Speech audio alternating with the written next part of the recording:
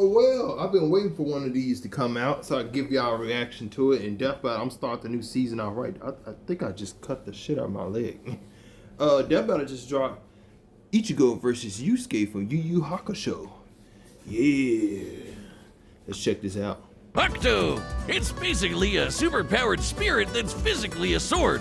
Ghost Sword! Though strangely, Ichigo's sword is composed of two distinct spirits, both named Zangetsu, which isn't confusing at all. Just call him Old Man Zangetsu and Hollow Zangetsu. Anyway, the double Ghost Sword gives Ichigo lots of new moves, including his trademark attack, the Sword Beam to end all sword beams, Getsuga Tensho! Getsuga Tensho is incredibly powerful, and so effective that Ichigo developed multiple variants. He can fire it as a wave, detonate it mid-attack to act as a barrier, and combine two at once into the even stronger Getsuga Jujisho. To cut even the biggest hollows down to size, Ichigo was ridiculously strong, even from frame 1. He can make giant shockwaves and parry spiritual light beams from a Menos Grande. And these aren't fake, slower-than-light lasers. Guidebooks confirm they're real light, and the novels say so too. Plus, early on, Uryu moved so fast that he left his own shadow behind. But as Ichigo became more involved with the Soul Society, he quickly found that he wasn't good enough. This Byakuya guy's so fast, Ichigo can't even see him. Time for a good old-fashioned training arc. Hit the music! Until now, Zangetsu had operated only in its base state, Shikai. So Ichigo learned to release its inner power, a 10 times boost that takes most Shinigami a decade to master.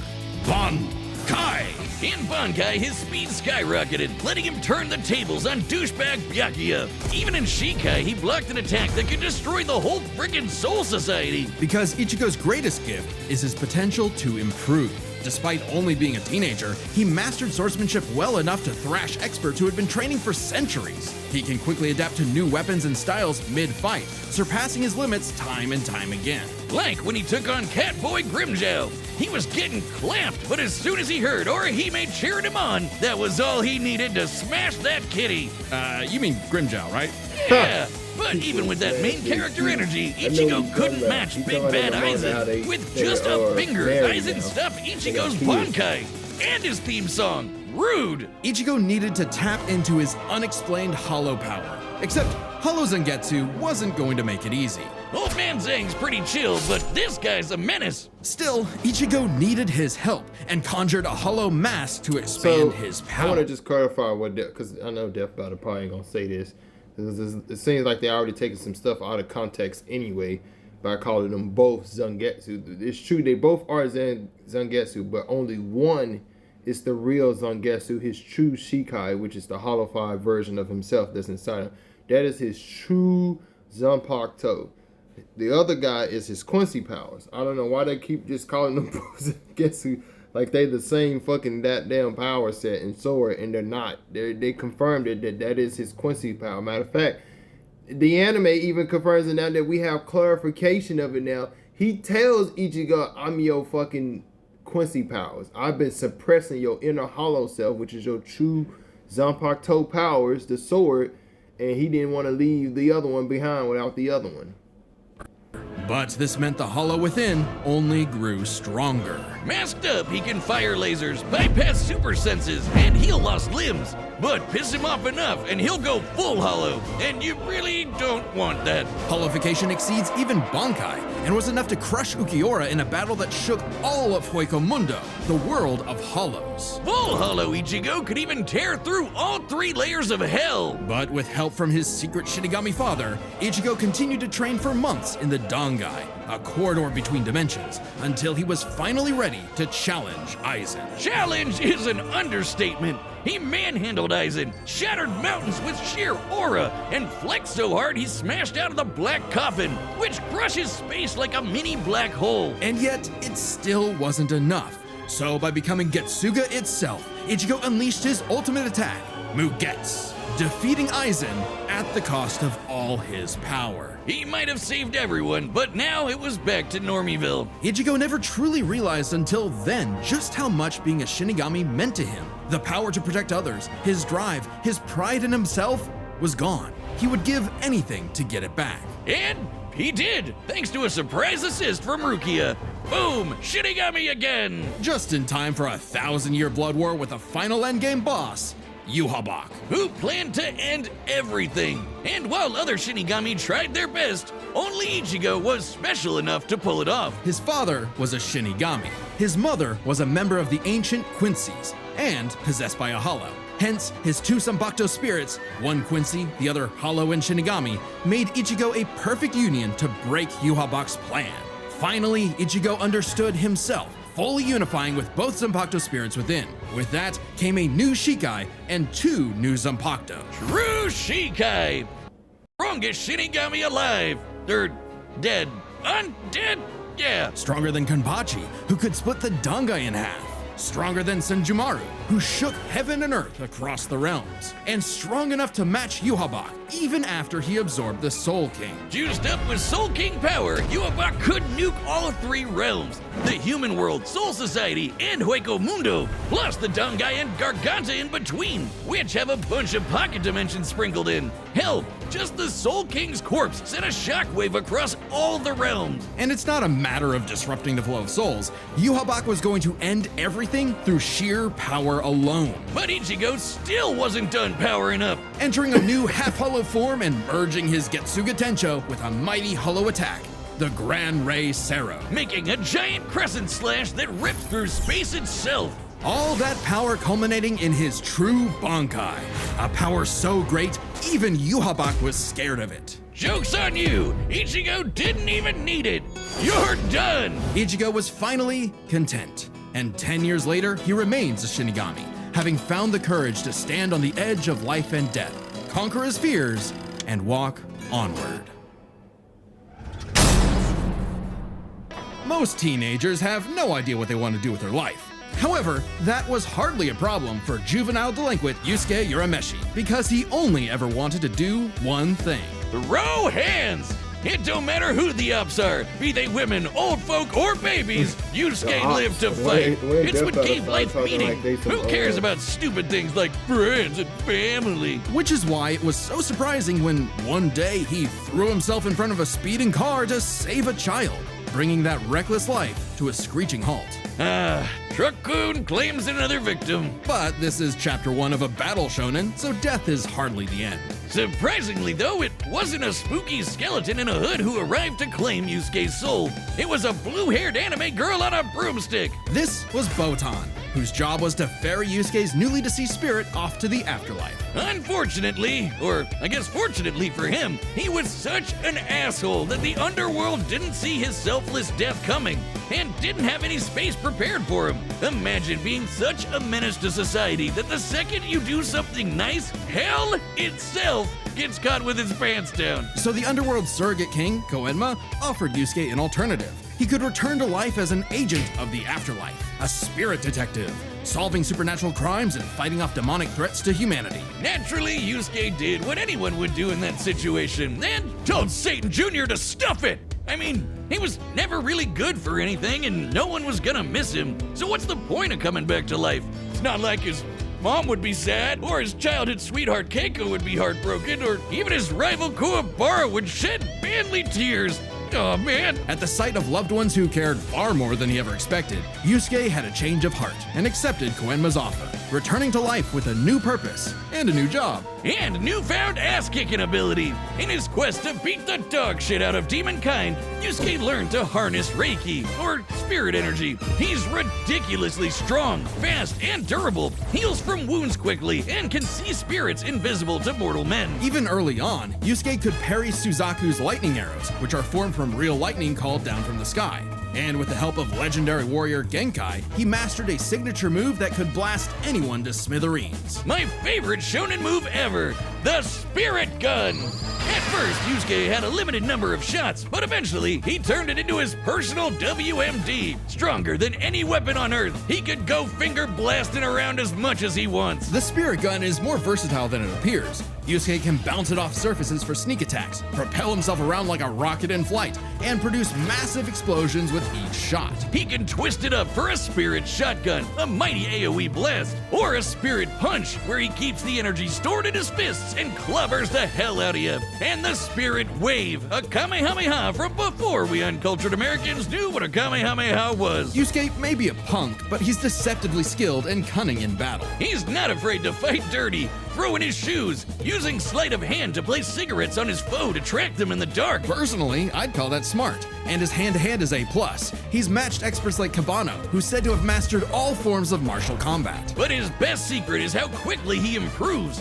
All it takes is a round of training or someone threatening his friends, and Yusuke's power will spike to match stronger enemies, even if it means literally burning through his own life force for a power-up. All known demons and demon fighters are individually ranked on a scale of power from E to S. E and D class demons are nothing special. We're talking local threats at best. C and B are getting a bit dicey in a destroy your city kind of way. A and S? Well, hold on to your ass. As his old pal Kuwabara, he found himself facing opponents he couldn't beat, such as the monstrous Toguro, who could vaporize weaker demons and crush their souls with sheer aura. But Yusuke needed to survive and protect his loved ones, so he had no choice but to rank up, even if it meant absorbing the power of a small star. Thanks, Genkai! Our sun has an average luminosity of 380 septillion watts, or joules per second. Small stars like red dwarfs output about 1/10,000th of that. So this spirit orb's energy per second would equal about 9 million megatons of TNT. Enough to send Toguro to the grave. Even after pushing past his own limits,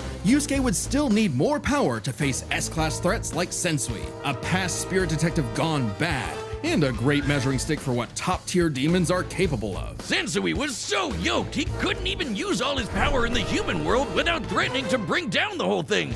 He compared destroying the whole goddamn planet to kicking an anthill. According to Genkai, Yusuke could destroy the planet too, if he really wanted. And even A-class threats like King Enma have shaken both the demon and human worlds. That Enema guy is strong as balls. In the past, he fought the Netherworld King Yakumo, who could eradicate the entire human world and remake the Netherworld. But Yusuke's power surpassed both of them, to the point where he overloaded Yakumo with his own energy. And do keep in mind, Yusuke was still only A-class at the time, a far cry from S-classes like Sensui, whose sacred energy was 10 times his superior. But not for long, sucker, because turns out Yusuke was a demon himself. Literally. Yusuke is the descendant of an ancient and incredibly powerful being, one of the strongest in existence, Raizen, the Demon King. With his Mizoku mark, Yusuke can channel Raizen's spirit for a huge power boost and a massive thirst for murder boost. This was his first taste of a dangerous new type of spirit energy, Yoki. A form of energy used by demons. Like normal Reiki, it can be amplified by intense emotions. Unlike normal Reiki, its use creates a pleasurable feeling, feeding into the user's rage and bloodlust, the feral animal within. So Yusuke upgraded his spirit gun to a demon gun. It's the same thing, but red. Oh, and it's strong enough to blast Sensui past the horizon, putting Yusuke's power firmly in S-class. And making him a prime candidate to rule the demon world. But as he was thrust into a tournament vying for that throne, Yusuke began to wonder if all this power was what he really wanted. Self-reflection? From I'll kick your ass, Yusuke Urameshi? Nah, we can worry about that later. There's a tournament to win. Which one of you, girl, baby, or grandparents is first? Even then, as Yusuke took on the Demon King Yomi in an epic final battle, he was still growing. He had become far stronger than before, even achieving a unique version of the Mizoku form separate from Raizen's influence. And a brand spanking new form of power. Kinda like Sensui's sacred energy, but even better. It's so unprecedented, it doesn't even have a name, but it's golden glowy. Strong enough to clash with Yomi, creating an explosion that split the heavens above and decimated the Okunin tree below, pushing the Demon King himself to his absolute limits. But then, Yusuke lost. It's not all bad though. Even if being king would have been cool, Yusuke realized he wanted something more. He'd grown up and chose to walk a new path. It was always Yusuke's connections with others that motivated him above all else. And it was in those connections that he found his happy ending. But I wouldn't piss him off if you can avoid it. Get him in the right mood or threaten the human world, and the spirit detective will beat your stupid ass. Long That's has crazy. its return been foretold, but now, finally, it is reborn. The original Death Battle shirt that once dominated the world. Hell We're yeah! not gonna. We're skipping the promo. Well, not promo. Whatever T-shirt they're trying to sell. I ain't getting paid to promote it. So That's a demon. That's a hollow. No doubt about it.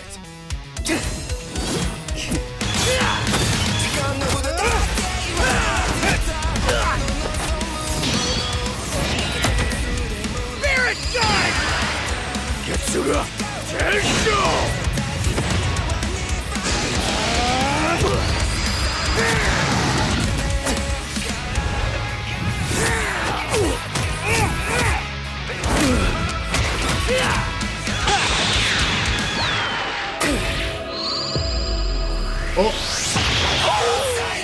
in the next Ichigo call, like, what the?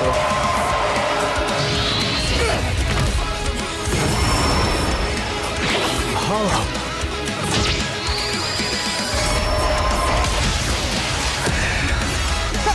Chump change. Reckless idiot! What a baby! Little demon energy got you scared? Nah. Oh man.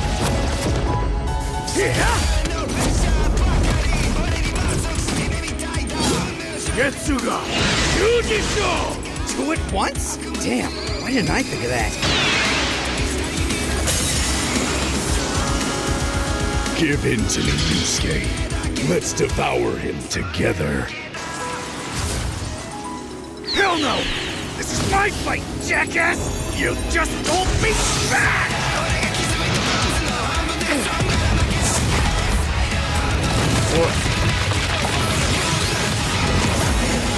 He did the reverse thing. Yeesh, rude awakening. This one's a piece of work. Need a hand, partner? Let's do it. Like old times. On time! Tensa! Kongetsu!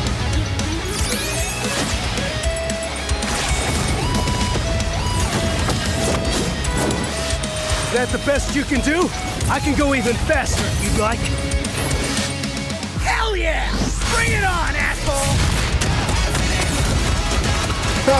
I'll kill you even if it kills me! I'm putting it all on the line! You better do the same! Screw that!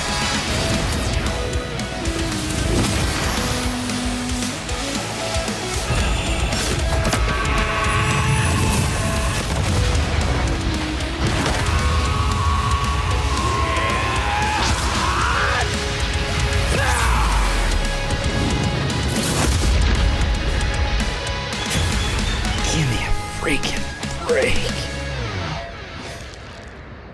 See you on the other side.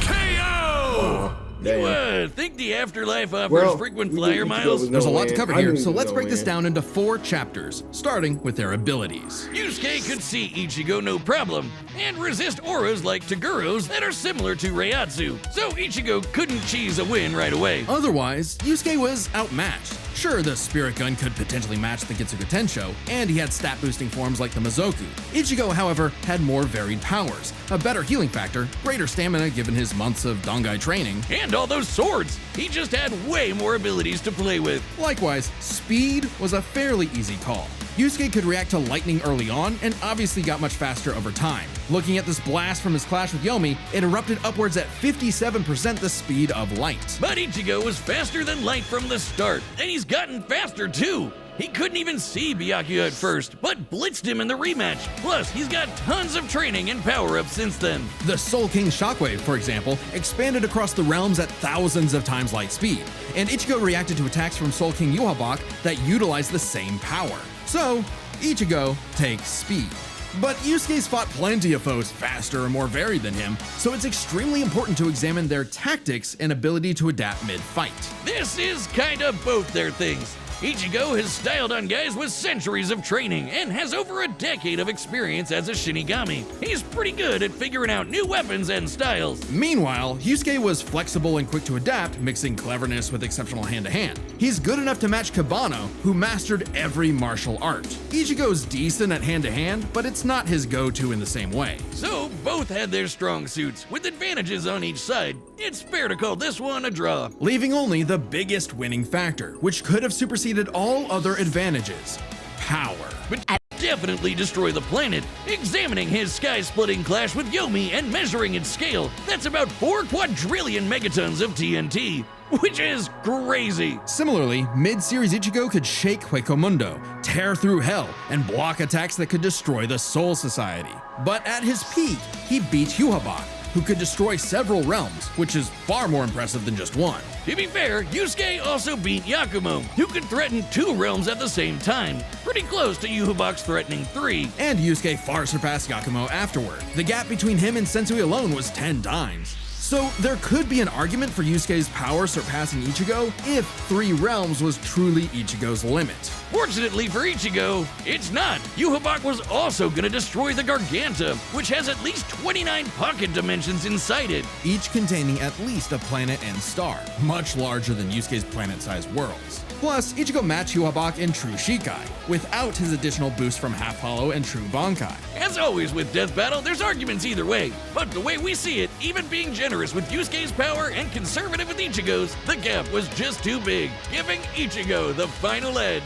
Sorry if things got messy, but that's just how Ichigo goes. The winner is Ichigo Kurosaki. Next time on Death Battle. Wait a minute.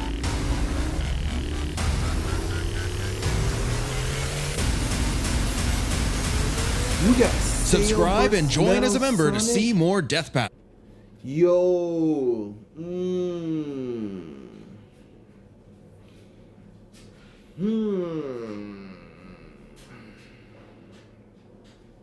I think Cell can beat Metal Sonic. I honestly think he can. If he can outlast him in his because Metal Sonic has lost a base form Shadow. Hey, play Sonic Generation. That's canon. Apparently, he's lost a base Shadow. Shadow didn't even go super form to beat Metal Sonic. So I don't think this fight gonna be any problem.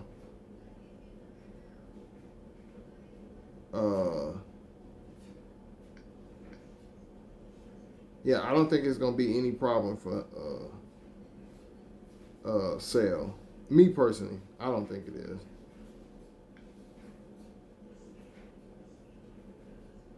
But yeah, make sure you guys leave some comments down below. Like this video, get this video up to at least 500 likes. Subscribe, leave some comments down for me so I can read them. And yeah, man, I'm gonna see y'all for the Cell versus Metal Sonic. I got my money on Cell.